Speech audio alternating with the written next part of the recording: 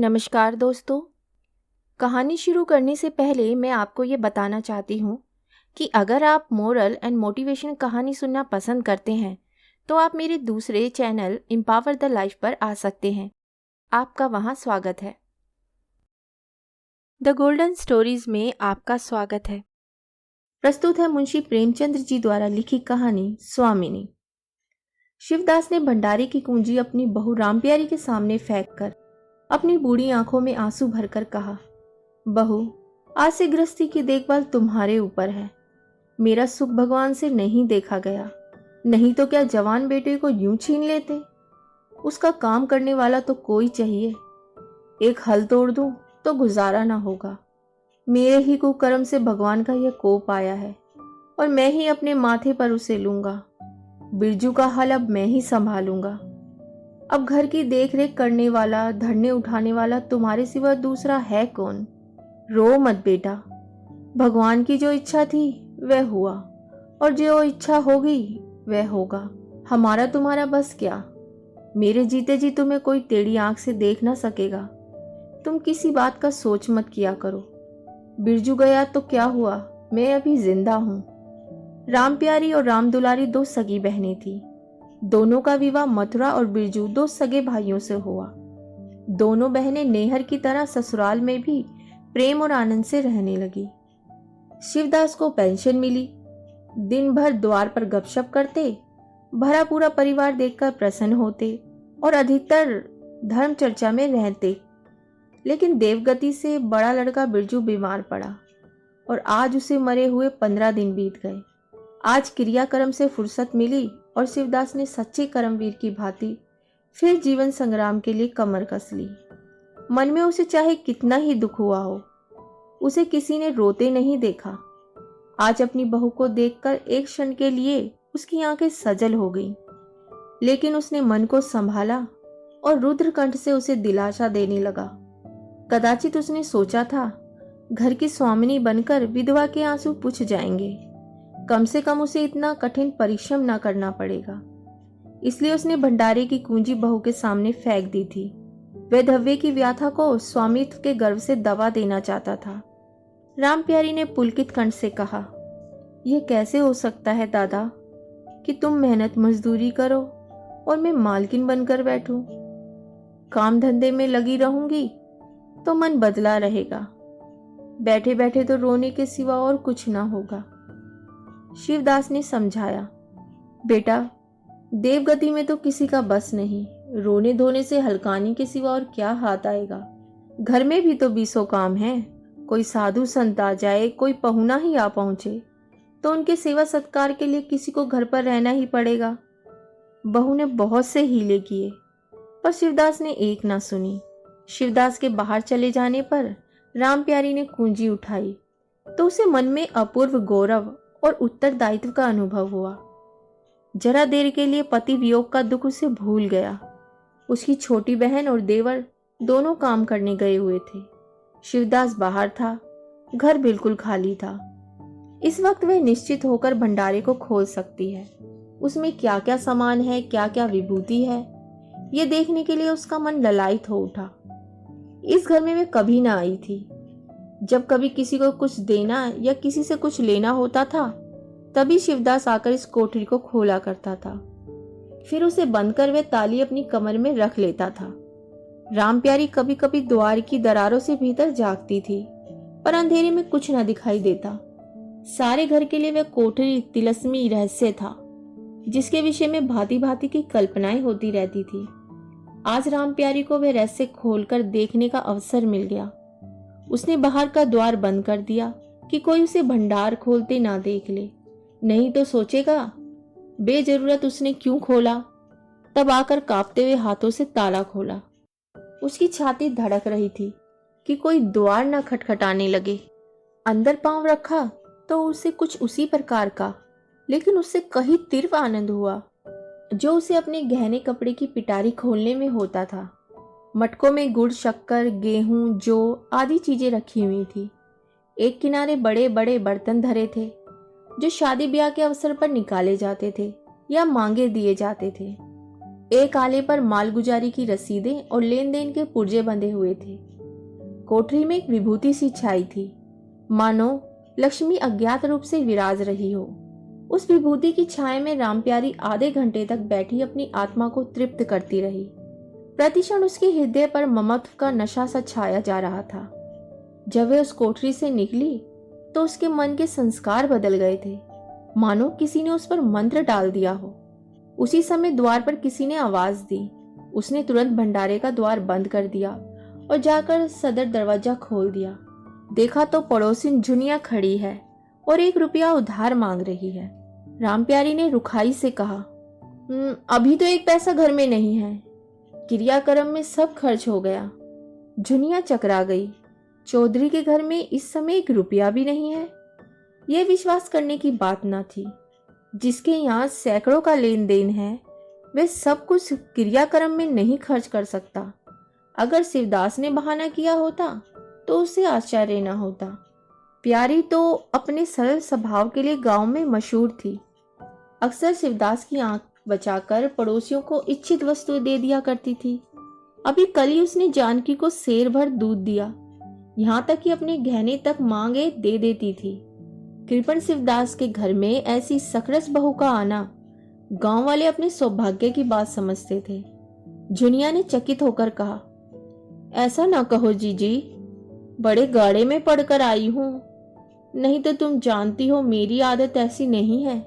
बाकी का 1 रुपया देना है। प्यादा द्वार पर खड़ा बकझक कर रहा है। रुपया दे दो तो किसी तरह ये विपत्ति टले। मैं आज के 8वें दिन आकर दे जाऊंगी। गांव में और कौन घर है जहां मांगने जाऊं। प्यारी टस से मस ना हुई। उसके जाते ही प्यारी सांझ के लिए रसोई पानी का इंतजाम करने लगी। पहले चावल दाल बिनना अपार लगता था और रसोई में जाना तो सूली पर चढ़ने से कम ना था। कुछ देर बहनों में झांव झांव होती, तब शिवदास आकर कहते, क्या आज रसोई ना बनेगी? तो 2 में से एक उठती और मोटे मोटे टिक्कर लगाकर रख देती, मानो बैलों का रातिब हो। आज प्यारी तन मन से रसोई प्रबंध में लगी हुई है। अब वह घर की स्वामिनी है।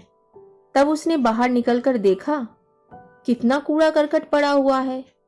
बुढ़ऊ दिन भर मक्खी मारा करते हैं, इतना भी नहीं होता कि जरा झाड़ू ही लगा दे। अब क्या इनसे इतना भी ना होगा?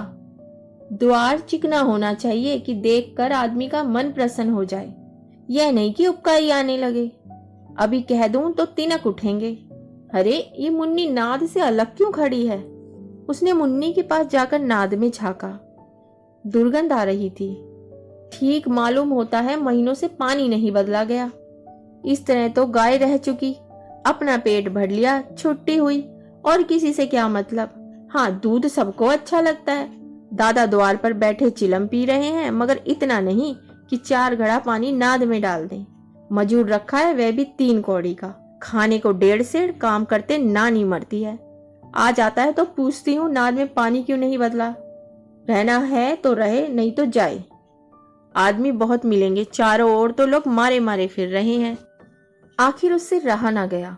घड़ा उठाकर पानी लाने चली। शिवदास ने पुकारा, क्या हुआ बहू? इसमें तो पानी भरा हुआ है।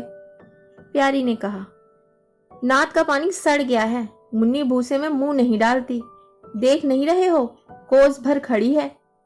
शिवदास मार्मिक भाव से मुस्कुराए और आकर बहू के हाथ से घड़ा ले लिया। कई महीने बीत गए। प्यारी के अधिकार में आते ही उस घर में जैसे वसंत आ गया। भीतर बाहर जहां देखिए किसी निपुण प्रबंधक के हस्त कौशल, सुविचार और सुरुचि के चिन्ह दिखाई दिखते थे। प्यारी ने गृह यंत्र की ऐसी चाबी कस दी थी कि सभी पुर्जे ठीक ठाक चलने लगे थे। भोजन पहले से अच्छा मिलता है और समय पर मिलता है। दूध ज्यादा होता है, घी ज्यादा होता है और काम ज्यादा होता है। प्यारी न खुद विश्राम लेती है, न दूसरों को विश्राम लेने देती है। घर में ऐसी बरकत आ गई कि जो चीज मांगो घर में ही निकल आती है। आदमी से लेकर जानवर तक सभी स्वस्थ दिखाई देते हैं। अब वह पहले किसी दशा नहीं है कि कोई चिथड़े लपेटे घूम रहा है, किसी को गहने की धुन सवार है। हाँ, अगर कोई रुग्ण और चिंतित तथा मलिन वेश में है तो वह प्यारी है। फिर भी सारा घर उससे जलता है। यहाँ तक कि बूढ़े शिवदास भी कभी कभी उसकी बदगोई करते हैं। किसी को पहर रात उठना अच्छा नहीं लगता। मेहनत से सभी जी चुराते हैं, फिर भी ये सब मानते हैं कि प्यारी ना हो तो घर का काम न चले। और तो और दोनों बहनों में भी अब उतना अपनापन नहीं। प्रातःकाल का समय था। दुलारी ने हाथों के कड़े लाकर प्यारी के सामने पटक दिए और धुनाई हुई बोली, लेकर इसे भी भंडारे में बंद कर दे। प्यारी ने कड़े उठा लिए और कोमल स्वर से कहा, कह तो दिया, हाथ में रुपए आने दे, बनवा दूंगी। अभी ऐसा घिस नहीं गया है कि आज ही उतार कर फेंक दिया जाए। दुलारी लड़ने को तैयार होकर आई थी। बोली, तेरे हाथ में काहे को कभी रुपये आएंगे और काहे को कड़े बनेंगे? जोड़ जोड़ रखने में मजा आता है ना? प्यारी ने हंसकर कहा, अरे जोड़ जोड़ रखती हूँ तो तेरे लिए ही कि मेरे कोई और बैठा हुआ है, कि मैं सबसे ज्यादा खान पहन लेती हूँ। मेरा अनंत कब का टूट पड़ा है। दुलारी, तुम ना खाओ ना पहनो, जस तो पाती हो। या खाने पहनने के सिवा और क्या है? मैं तुम्हारा हिसाब किताब नहीं जानती। मेरे कड़े आज बनने को भेज दो।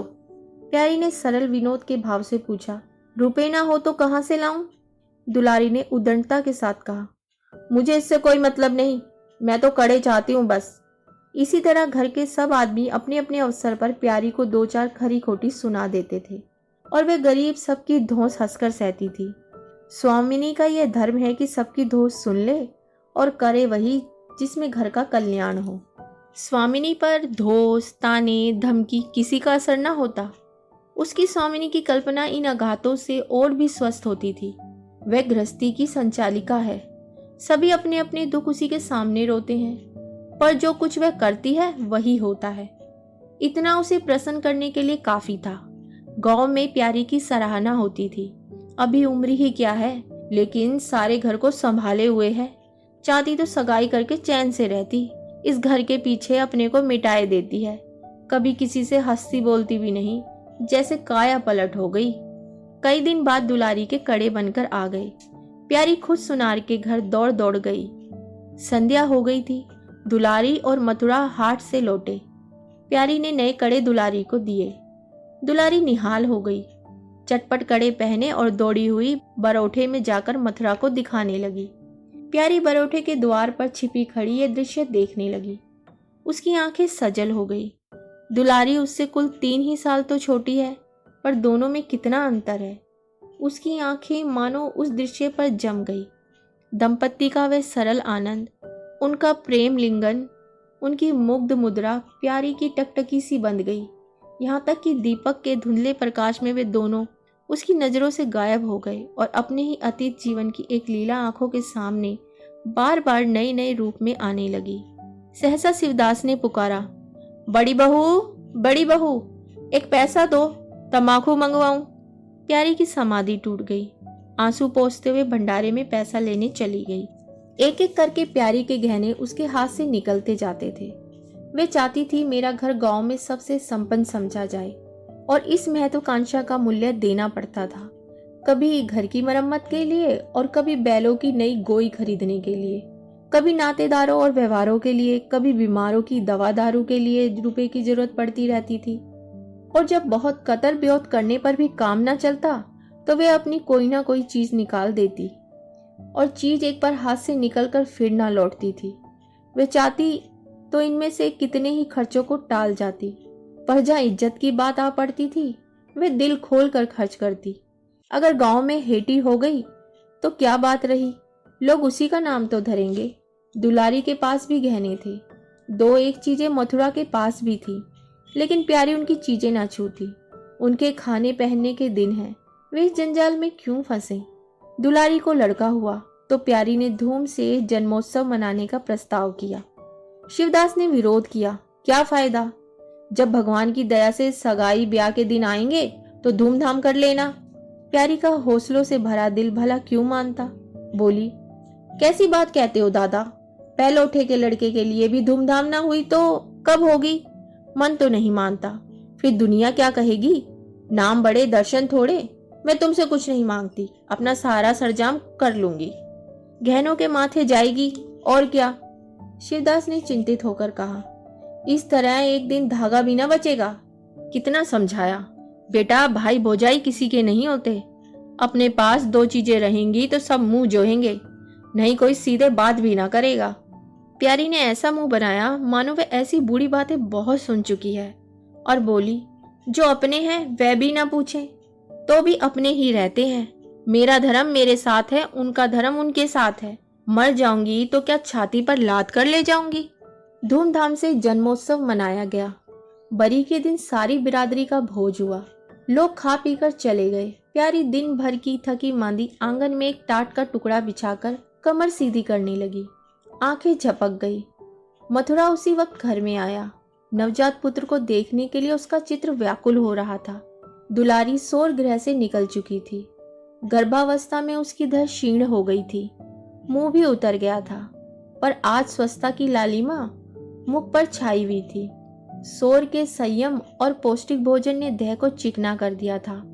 मथुरा उसे आंगन में देखते ही समीप आ गया और एक बार प्यारी की ओर ताककर उसके निद्रा मगन होने का निश्चय करके उसने शिशु को गोद में ले लिया और उसका मुंह चूमने लगा। आहट पाकर प्यारी की आंखें खुल गई, पर उसने नींद का बहाना किया और अधखुली आंखों से ये आनंद क्रीड़ा देखने लगी। माता और पिता दोनों बारी बारी से बालक को चूमते, गले लगाते और उसके मुख को निहारते थे। कितना स्वर्गीय आनंद था। प्यारी की तृषित लालसा एक क्षण के लिए स्वामिनी को भूल गई। जैसे लगाम से मुखबद बोझ से लदा हुआ हाकने वाले के चाबुक से पीड़ित दौड़ते दौड़ते बेदंग तुरंग हिनहिनाने की आवाज सुनकर कनौतियां खड़ी कर लेता है और परिस्थिति को भूलकर एक दबी हुई हिनहिनाहट से उसका जवाब देता है। कुछ वही दशा प्यारी की हुई। उसका मातृत्व तो पिंजरे में बंद, मूक, निश्चेष्ट पड़ा हुआ था। समीप से आने वाली मातृत्व की चहकार सुनकर जैसे जाग पड़ा और चिंताओं के उस पिंजरे से निकलने के लिए पंख फड़फड़ाने लगा। मथुरा ने कहा, यह मेरा लड़का है। दुलारी ने बालक को गोद में चिपटाकर कहा, हाँ हाँ क्यों नहीं, तुम्ही ने तो 9 महीने पेट में रखा है। सासत तो मेरी हुई, बाप कहलाने के लिए तुम कूद पड़े। मथुरा, मेरा लड़का ना होता तो मेरी सूरत का क्यों होता? चेहरा, मोरा, रूप, रंग सब मेरा ही सा है। दुलारी, इससे क्या होता है? बीज बनिए के घर से आता है, खेत किसान का होता है। उपज बनिए की नहीं होती, किसान की होती है। मथुरा, बातों में तुमसे कोई ना जीतेगा। मेरा लड़का बड़ा हो जाएगा तो मैं द्वार पर बैठकर मजे से हुक्का पिया करूंगा। दुलारी, मेरा लड़का पढ़ेगा लिखेगा, कोई बड़ा होदा पाएगा, तुम्हारी तरह दिन भर बैल के पीछे ना चलेगा। मालकिन से कहना है कल एक पालना बनवा दे। मथुरा, अब बहुत सवेरे ना उठा करना और छाती फाड़कर काम भी ना करना। दुलारी, ये महारानी जीने देगी? मथुरा, मुझे तो बेचारी पर दया आती है।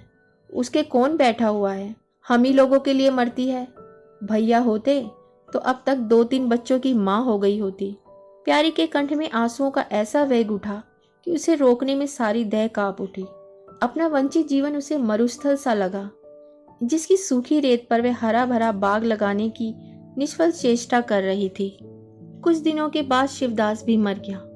उधर दुलारी के 2 बच्चे और हुए। वे भी अधिकतर बच्चों के लालन पालन में व्यस्त रहने लगी।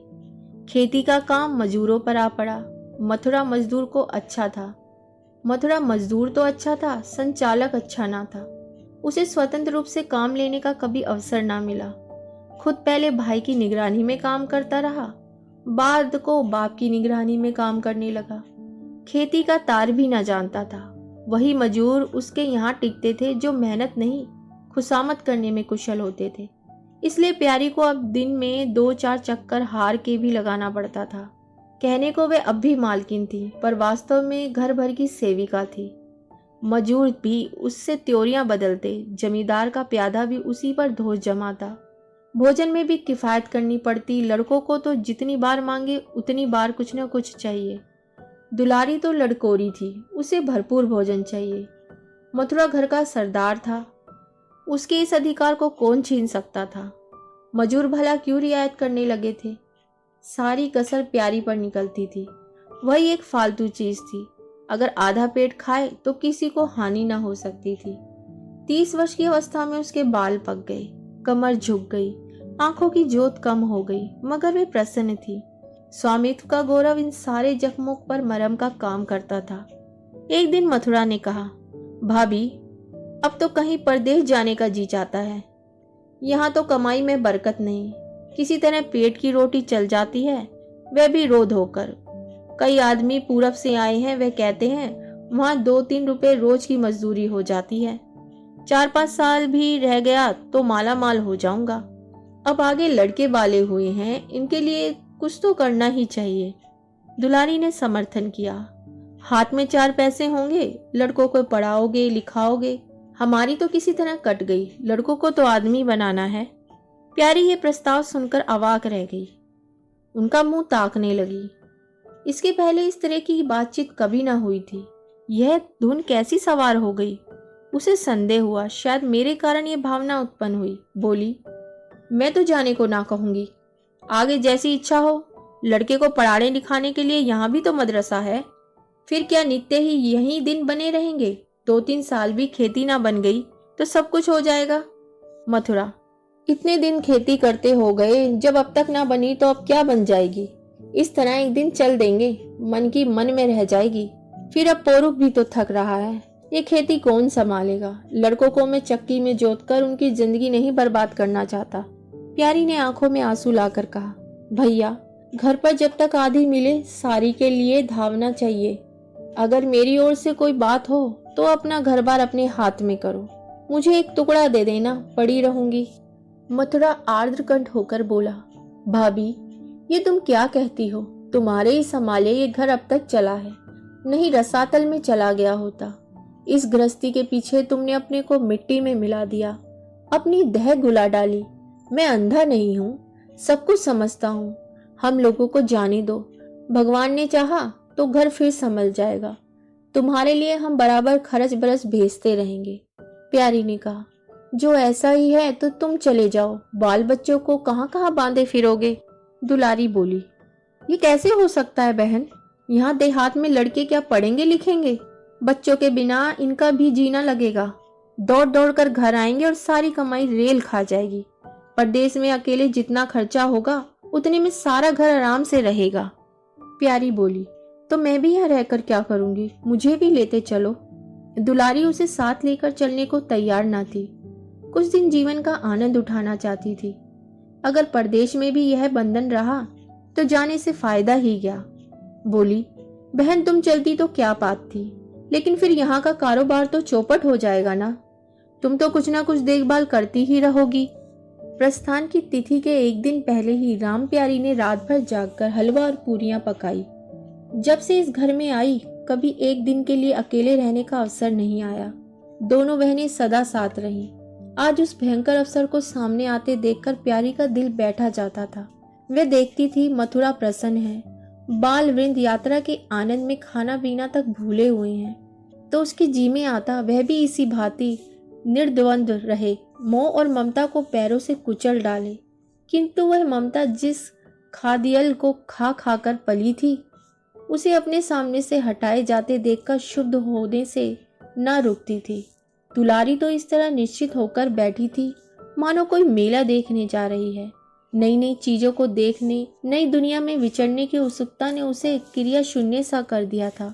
प्यारी के सिरे सारे प्रबंध का भार था। धोबी के घर से सब कपड़े आए हैं या नहीं, कौन कौन से बर्तन साथ जाएंगे, सफर खर्च के लिए कितने रुपए की जरूरत होगी। एक बच्चे को खांसी आ रही थी, दूसरे को कई दिन से दस्त आ रहे थे। उन दोनों की औषधियों को पीसना कूटना आदि सैकड़ों ही काम व्यस्त किए हुए थे। लड़कोरी ना होकर भी वे बच्चों के लालन पोषण में दुलारी से कुशल थी। देखो, बच्चों को बहुत मारना पीटना मत, मारने से बच्चे जिद्दी या बेहया हो जाते हैं। बच्चों के साथ आदमी को बच्चा बन जाना पड़ता है। जो तुम चाहो कि हम आराम से पड़े रहें और बच्चे चुपचाप बैठे रहें, हाथ पैर ना हिलाएं, तो यह नहीं हो सकता। बच्चे तो स्वभाव के चंचल होते हैं, उन्हें किसी न किसी काम में फंसाए रखो। धेले का खिलौना 1000 घुड़कियों से बढ़कर होता है। दुलारी इन उपदेशों को इस तरह बेमन होकर सुनती थी मानो कोई सनक कर बक रहा हो। विदाई का दिन प्यारी के लिए परीक्षा का दिन था। उसके जी में आता था कि कहीं चली जाए जिसमें वे दृश्य देखना ना पड़े। हाँ, घड़ी भर में यह घर सूना हो जाएगा। वे दिन भर घर में अकेली पड़ी रहेगी। किससे हंसेगी बोलेगी, यह सोचकर उसका हृदय कांप जाता था। जो जो समय निकट आता था उसकी वृत्तियां स्थिर होती जाती थी। वह कोई काम करते करते जैसे खो जाती थी और आपलक नेत्रों से किसी वस्तु को ताकने लगती। कभी अवसर पाकर एकांत में जाकर थोड़ा सा रो आती थी। मन को समझा रही थी, ये लोग अपने होते तो क्या इस तरह चले जाते। यह तो मानने का नाता है, किसी पर कोई जबरदस्ती है। दूसरों के लिए कितना ही मरो तो भी अपने नहीं होते। पानी तेल में कितना ही मिले फिर भी अलग ही रहेगा। बच्चे नए नए कुर्ते पहनने नवाब बने घूम रहे थे। प्यारी उन्हें प्यार करने के लिए गोद लेना चाहती तो रोने का सा मुंह बनाकर छुड़ाकर भाग जाती। वे क्या जानती थी कि ऐसे अवसर पर बहुधा अपने बच्चे भी निष्ठुर हो जाते हैं। 10 बजते बजते द्वार पर बैलगाड़ी आ गई। लड़के पहले ही से उस पर जा बैठे। गांव के कितने स्त्री पुरुष मिलने आए। प्यारी को इस समय उनका आना बुरा लग रहा था। वे दुलारी से थोड़ी देर एकांत गले मिलकर रोना चाहती थी। मथुरा से हाथ जोड़कर कहना चाहती थी, मेरी खोज खबर लेते रहना, तुम्हारे सिवा मेरा संसार में कौन है। लेकिन इस भम्मड़ में उनको इन बातों का मौका न मिला। मथुरा और दुलारी दोनों गाड़ी में जा बैठे और प्यारी द्वार पर रोती खड़ी रह गई। वे इतनी विवल थी कि गांव के बाहर तक पहुंचाने की भी उसे सुधि न रही। कई दिन तक प्यारी मूर्छित सी पड़ी रही। न घर से निकली, न चूल्हा जलाया, न हाथ मुंह धोया। उसका हलवाहा जोखू बार बार आकर कहता, मालकिन उठो, मुंह हाथ धो, कुछ खाओ पियो, कब तक इस तरह पड़ी रहोगी। इस प्रकार की तसल्ली गांव की और स्त्रियां भी देती थीं, पर उनकी तसल्ली में एक प्रकार की ईर्ष्या का भाव छिपा हुआ जान पड़ता था। जोखू के स्वर में सच्ची सहानुभूति झलकती थी।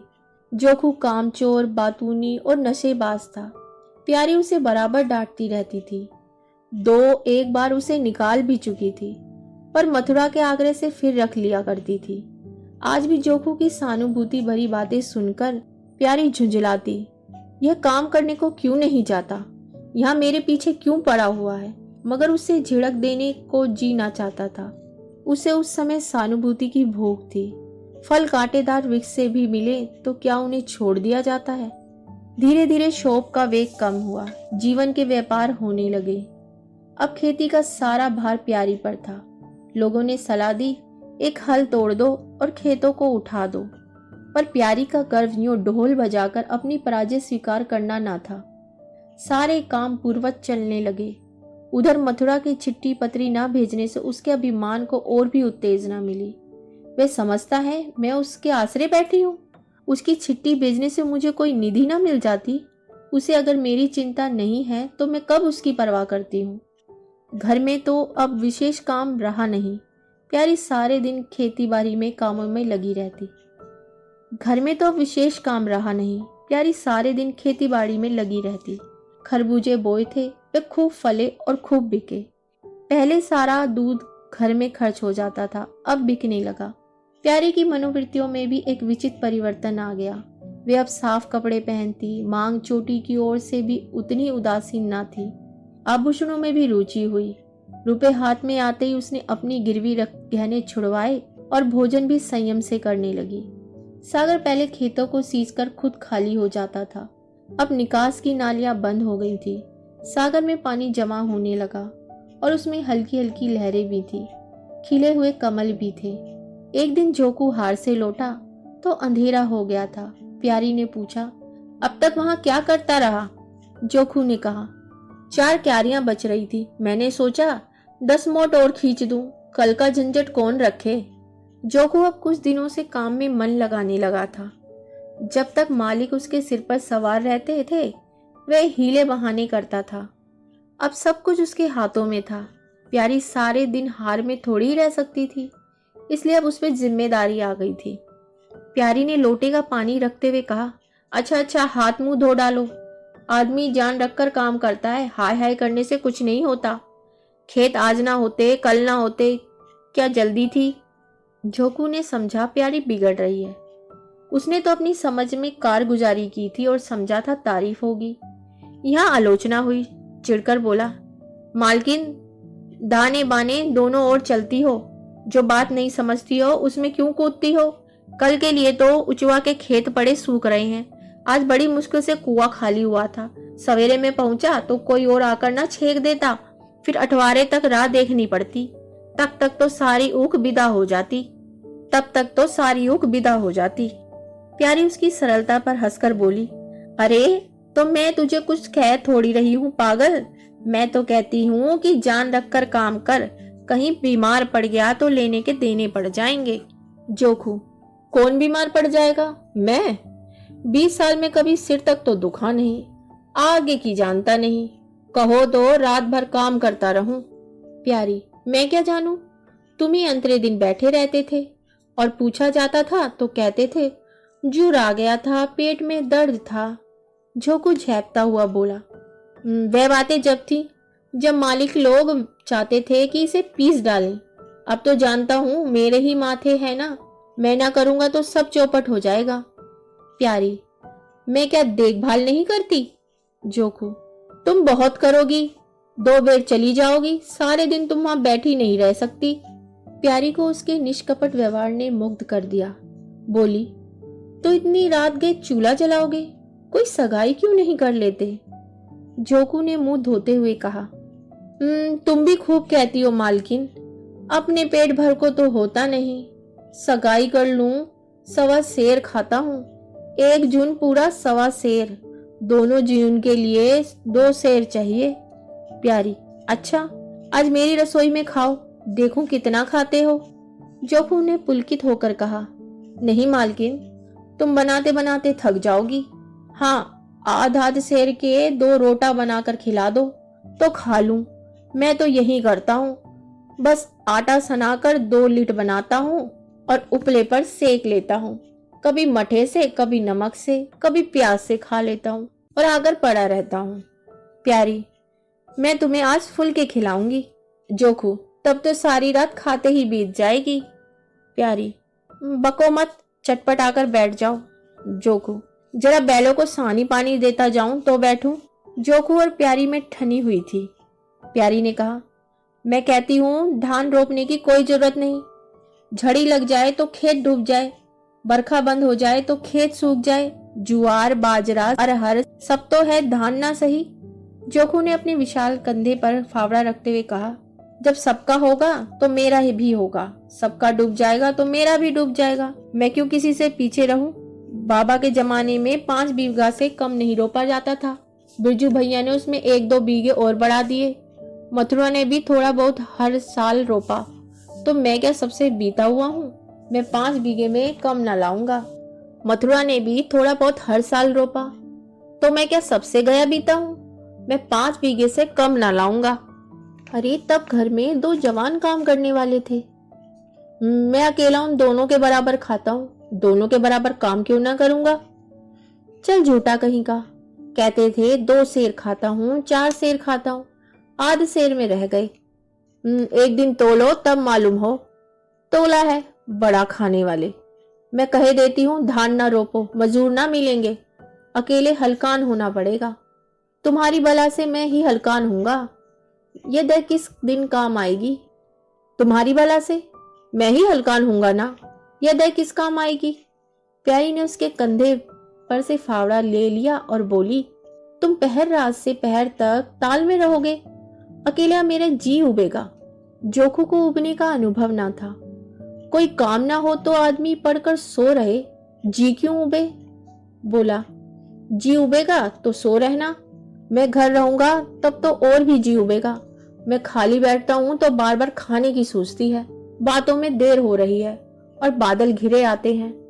प्यारी ने कहा, अच्छा अच्छा, कल से जाना, आज बैठो। जोखू ने मानो बंधन में पड़कर कहा, अच्छा बैठ गया, कहो क्या कहती हो? प्यारी ने विनोद करते हुए पूछा, कहना क्या है? मैं तुमसे पूछती हूँ, अपनी सगाई क्यों नहीं कर लेते? अकेले मरती हूँ, तब तक 1 से 2 हो जाऊंगी। जोखू शर्माता हुआ बोला, तुमने फिर वही बेबात की बात छेड़ दी मालकिन। किससे सगाई कर लूं यहाँ? ऐसी महरिया लेकर क्या करूंगा जो गहनों के लिए मरी जान खाती रहे? प्यारी, यह तो तुमने बड़ी कड़ी शर्त लगाई। ऐसी औरत कहाँ मिलेगी जो गहने भी ना चाहे? जोखू, यह मैं थोड़े ही कहता हूँ कि वह गहने ना चाहे, हाँ मेरी जान ना खाए। तुमने तो कभी गहनों के लिए हट ना किया, बल्कि अपने सारे गहने दूसरों के ऊपर लगा दिए। प्यारी के कपोलों पर हल्का सा रंग आ गया। बोली, अच्छा और क्या चाहते हो? जोखू, मैं कहने लगूंगा तो बिगड़ जाओगी। प्यारी की आंखों में लज्जा की एक रेखा नजर आई। बोली, बिगड़ने की बात कहोगे तो जरूर बिगड़ूंगी। जोखू, तो मैं ना कहूंगा। प्यारी ने उसे पीछे की ओर ठेलते हुए कहा, कहोगे कैसे नहीं, मैं कहला के छोड़ूंगी। जोखू, मैं चाहता हूं कि वह तुम्हारी तरह हो, ऐसी गंभीर हो, ऐसी ही बातचीत में चतुर हो, ऐसा ही अच्छा पकाती हो, ऐसी ही किफायती हो, ऐसी ही हंसमुख हो। बस ऐसी औरत मिलेगी तो करूंगा, नहीं इसी तरह पड़ा रहूंगा। प्यारी का मुख लज्जा से आरक्त हो गया। उसने पीछे हटकर कहा, चलो हटो, तुम बड़े नटखट हो, हंसी हंसी में सब कुछ कह गए। कहानी सुनने के लिए धन्यवाद। तो इसी के साथ मैं आपसे विदा लेती हूँ और कल फिर मिलती हूँ एक नई कहानी के साथ। तब तक के लिए अलविदा।